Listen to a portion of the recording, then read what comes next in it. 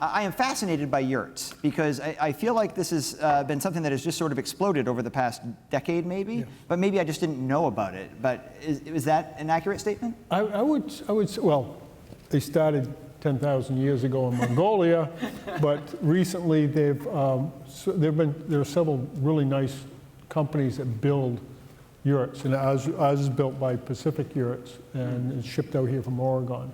Now, I've never stayed in a yurt. Have you stayed in a yurt before, Christie? No, but I want to. I want to.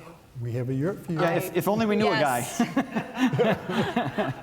You were on my list. My understanding, though, is there's no electricity in the yurt, correct? We have a solar battery there, so we have solar lights but it's off the grid. Right. Yep. And the type of activities that you do are more outdoorsy, obviously, because you're in the forest, right? Right. We're on Runaround Pond, which is a unique little sort of hidden away pond in Durham.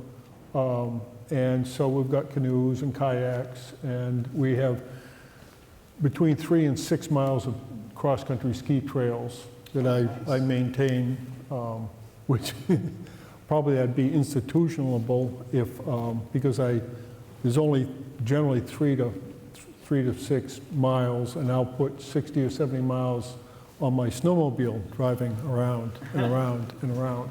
But somebody has to do it. Of course, yeah, and why not you? And that's an interesting segue, because I was going to ask you if you snowmobile much, because you're doing the ride-in to benefit Pine Tree Camp on February the 5th, and Christie and I are also doing it. You sound like a professional snowmobiler.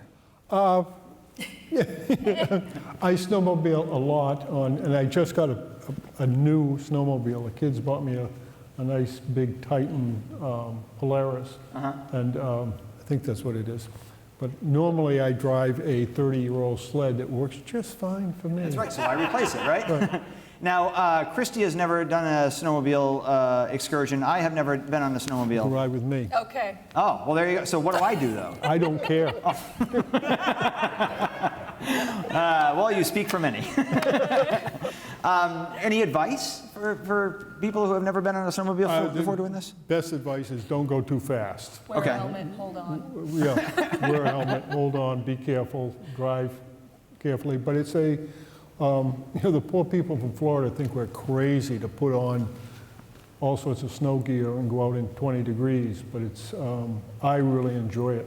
And I'm looking forward, this is the first time I've done the ride. Well, in this case, our snowsuits are supposed to be filled with eggs. So there's a fundraising component, and we need people watching to donate, because we don't want to go through this with one egg. That would be weird. So for every $50 raised, the person you give money to has to put another egg in the snowsuit.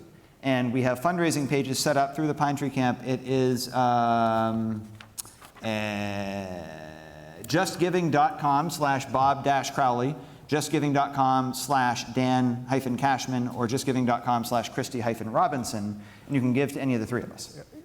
Work on me. Yes, I would like to see Bob's snowsuit packed to the brim with eggs, and I'll just ride in a t-shirt. It'll be fine. You've got lots of fans. You'll have no problem. Yeah, you will have no problem at all.